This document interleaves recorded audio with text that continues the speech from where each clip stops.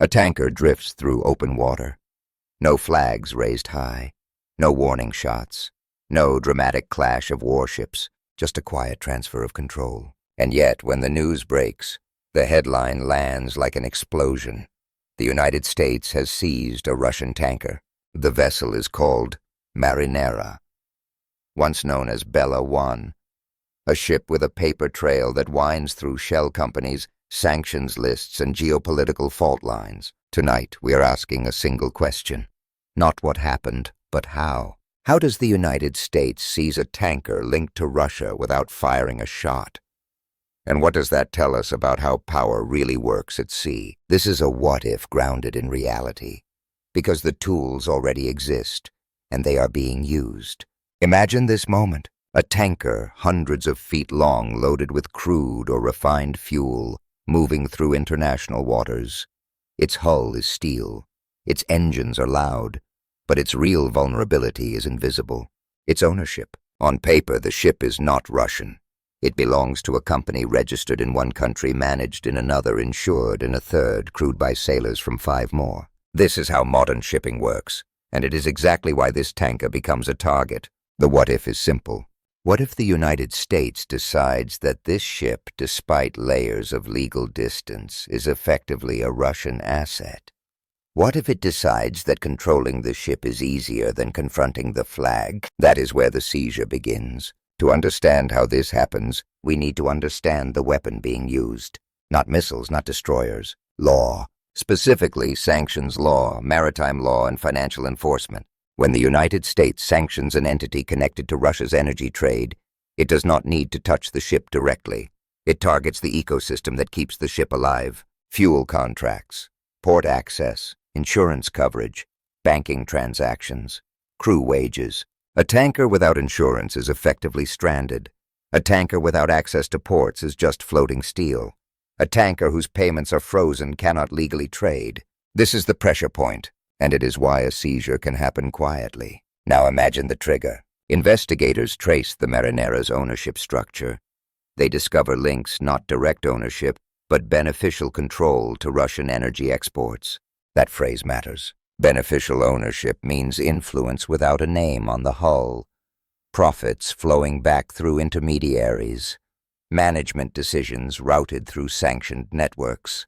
At that moment, the ship becomes radioactive, not because of where it sails, but because of who ultimately benefits. The United States does not need to intercept it on the high seas. Instead, it waits. Here is where the story turns. The tanker approaches a port, or passes through a strategic choke point, or requests services, fuel repairs, insurance validation. Every one of those steps touches systems the United States influences or controls. Insurance markets are dominated by Western firms. Global shipping finance clears through Western banks. Major ports follow Western compliance rules. When the call is made, the answer comes back cold. Denied. No insurance coverage recognized. No payments processed. No clearance to operate. The ship is now legally paralyzed. At this point, the crew does not resist. They cannot. They are sailors, not soldiers. Their contracts require compliance with international law. Authorities board the vessel not with guns raised, but with documents in hand. Court orders, sanctions notices, maritime warrants. The tanker is not captured. It is taken into custody. This distinction is everything. Now pause the story and compare it to history. For centuries, seizing ships meant force, naval blockades, prize courts during wartime, cannons and boarding actions. But this is different. This is economic warfare refined for the 21st century. Instead of blockading entire seas, the United States targets individual nodes, specific vessels, specific transactions. Precision replaces spectacle, and it is far harder to challenge. Let's walk through the cause and effect sequence if this becomes standard practice, step by step, quietly, methodically. Ships tied to sanctioned energy flows are flagged not by their flags, but by their financial fingerprints. Insurance is invalidated, banks freeze payments, ports refuse entry. When the vessel is forced into a compliant jurisdiction, authorities act under court orders. The ship is detained. Cargo is impounded. Ownership disputes begin slowly, expensively, and out of the public eye. No explosions, no viral combat footage, just silence. Now consider the consequences. For Russia, every tanker becomes a liability. not because it might be sunk, but because it might vanish into paperwork. For shipping companies, deniability is no longer protection. Shell structures no longer guarantee distance. For the global energy market, uncertainty spikes. Insurance premiums rise. Routes change. Costs ripple outward. And for the United States, something profound happens. Power is exercised without escalation. But beneath that calm surface, a deeper reality forms. The oceans are no longer just physical space.